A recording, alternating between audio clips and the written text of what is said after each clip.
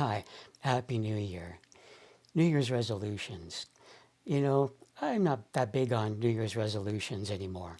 I used to be more serious about them in the past, but I think now it's become more of a joke than anything. People make New Year's resolutions with the express purpose of breaking them. Make resolutions like quit smoking and stuff like that, and go to the gym, which I do for all of first 3 weeks of January or so. So no New Year's resolutions for me, at least not this year. Although, I think about it, a friend of mine, I once heard him say that for his New Year's resolution, he's giving up procrastinating. And yeah, I think that kind of works a bit better than the idea of quitting smoking or quitting alcohol or quit, whatever. So yeah, I think quit procrastinating. I'm making that my New Year's resolution for 2024. Okay. Now, what was I going to say next? That being said, I did outline some general monthly goals for myself for January. Not making any big resolutions for the whole year. More kind of like I just set some key areas I want to focus on, some tangible outcomes I'd like to have, and kind of on a month by month basis. Having gone through the past, let's say, 3 years, yes, we've all had a challenge with the last 3 years. I had some challenges, and that's not even accounting for COVID. I've had various health stuff, and I ended up having a liver transplant and a hip replacement, both last year, 2022. So that is, with that experience, I've kind of gained a little bit of a different perspective on planning for the future. Yes, I still do believe in it. I remember when I was a kid and I'd ask my parents, we were doing something, and I'd ask them, "What's the plan?" And they're like, "Well, you can't make any plans because the plans never turn out the way you expect, anyways." And yes, that's true that plans don't always work out the way you expect. But I still always got frustrated to hear that. I just figured, well, you still got to have a plan, at least you have a direction you're going in and just adjust it as you go along. But yeah, now I'm getting a bit older, and I'm kind of hearing a little bit of that philosophy creeping up. I've also got a sneeze creeping up here. But yeah, I hear some of that. I'm turning into my parents' philosophy. Yeah, I'm not going to make any plans, big plans for the year because I don't know if they'll turn out. But no, I don't. Yeah, I don't completely believe that. So I did set some more like areas. Okay, here's sort of the three big things I wanted to accomplish for this month, January of 2023. In the realm of Toastmasters, my goal, or intended goal, was to prepare my next speech. My next speech project to do is the researching and presenting project. And I believe that's the last project that I need to do in order to complete the level 1 in the presentation mastery pathway that I'm currently doing. So my plan, whatever, resolution, plan, goal, outcome for the month of January was simply to prepare that speech project. I didn't want to get too specific about it. I didn't want to say I'll complete it, I'll write it, or I'll actually give it.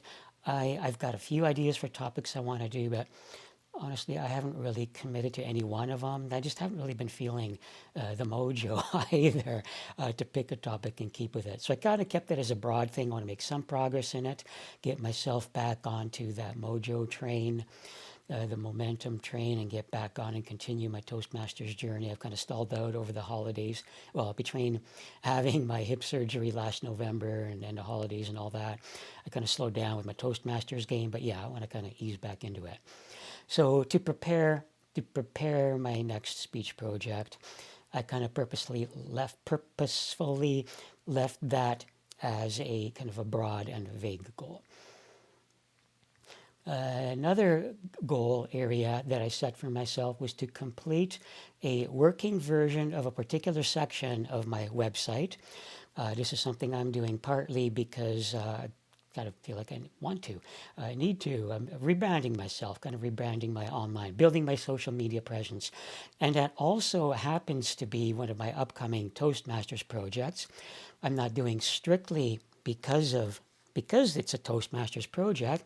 But since I am going to be doing the work for myself, I figure I might as well do it as a Toastmasters project. Anyways, that's like a level 4 or level 5 project. Got a ways to go before I actually present that at a Toastmasters meeting as a project, but I'm doing all the legwork up ahead of time. So I've been making a bit of progress on that website. And the other goal area was my memoir, another ongoing journey.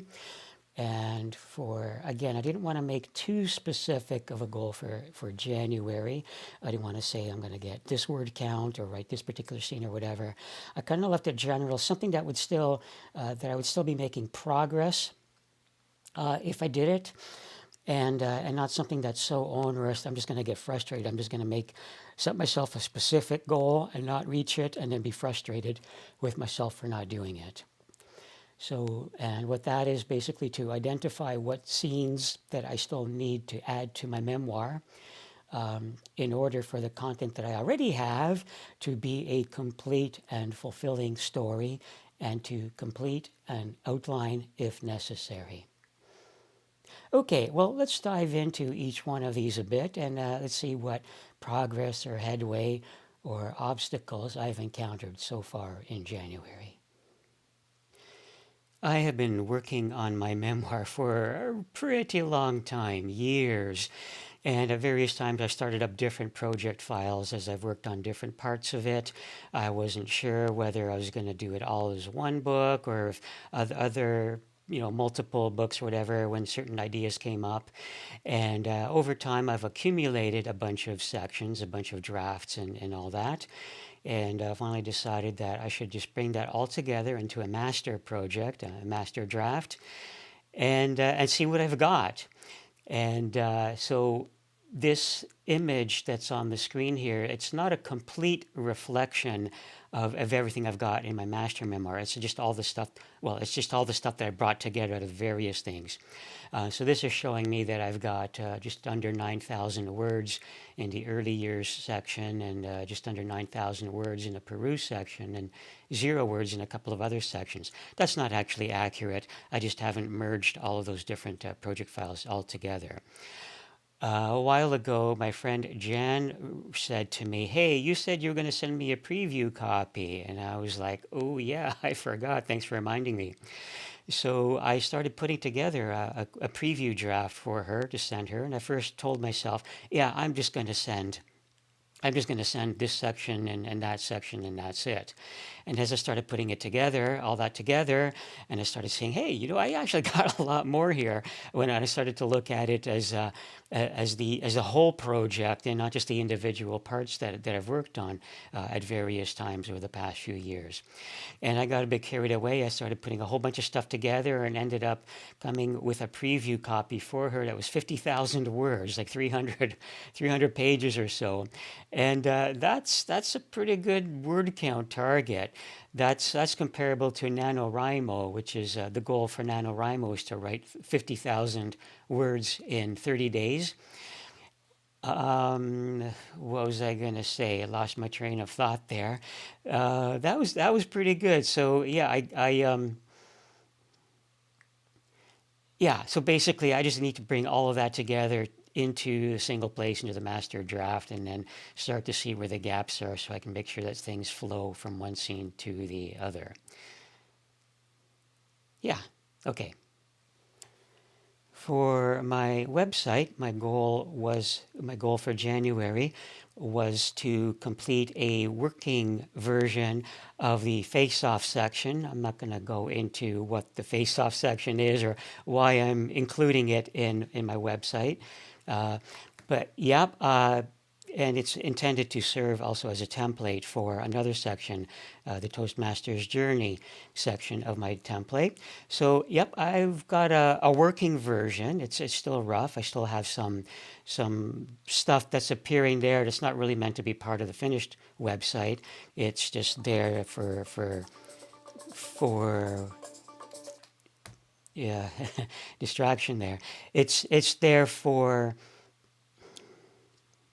what is it there for? It's there to serve as a template. Once I figure out all the technical issues of how to make the face-off pages work together, then I can use the same techniques to get the other sections to work. Prepare the research and presenting speech for Toastmasters so that I can complete level 1 in the presentation mastery pathway. I haven't made a lot of progress on that. I've kind of been out of the Toastmasters thing for a while, kind of been finding it difficult to ease back in. I've had some ideas for it. I've jotted them down, and I don't know if them just have really been resonating with me. A couple of days ago, our VP of Education emailed me, asked if I wanted to give a speech on February 9th. I'm thinking, well, yeah, I probably should say yes. And I figured, well, ask for help. I asked her for recommendations for a topic to do for a research speech. And she gave me a couple of ideas. One of the ones that she mentioned was the CN Tower. I've climbed it before. I did that several years ago. And as I've been recovering from a liver transplant and hip surgery, I am holding the intention of climbing the CN Tower again in April. And one of my fellow Toastmasters, Delphine, the CN Tower thing, that's her baby. She kind of brought that idea. I got a whole story about the CN Tower climb. But that'll have to be for another video and a section in my memoir. But yeah, so that's where things are at. I don't know. It feels kind of weird, the idea of me doing a research presentation speech on the topic of CN Tower. It just kind of feels like, isn't that kind of like taking that away from Delphine? I don't know. Yeah. Anyways, that's where I am on the Toastmasters project. That's kind of that more or less summarizes my progress for January, at least all that I'm going to take the time to record. And one of the other things that I did do in January in the realm of music, I've been noticing lately in my YouTube feed, I've been seeing videos of Alan Parsons' videos have been showing up in my YouTube feed. I never really had a phase that I was into Alan Parsons. He was kind of like, got a lot of radio play back in the 80s. And I do remember several of the songs that I heard on the radio. Never got into them in a big way, never got into Alan Parsons as an artist in a big way. So I'm kind of rediscovering now, and through YouTube and the internet, where you can basically find anything, and really digging it. I got inspired by one of the songs that I heard. It was a live version of one of his songs. I think it's from a performance that he and his band did in Colombia. And I started playing around with Logic Pro, my digital audio workstation. I started just playing off, trying to, not really a cover song. I wouldn't call it I was trying to do a cover. I wasn't trying to copy it, or maybe a loose cover. I started off with some of the ideas and just let them go where they wanted to go. I wasn't trying to go like note for note or whatever. And it really did. It took off and went off in its own direction. And it's like, well, is it unique enough that I can call it original? I think if I put it forward and said this is a cover, fans would probably say, well, okay, I see some similarities, but it's not really, it's not really the same song, right? But at the same time, if I put it out there and say, oh, this is an original composition, I'm kind of worried that it's like, what am I here? Like criticism, it's like, well, this is just a ripoff of Alan Parsons' song.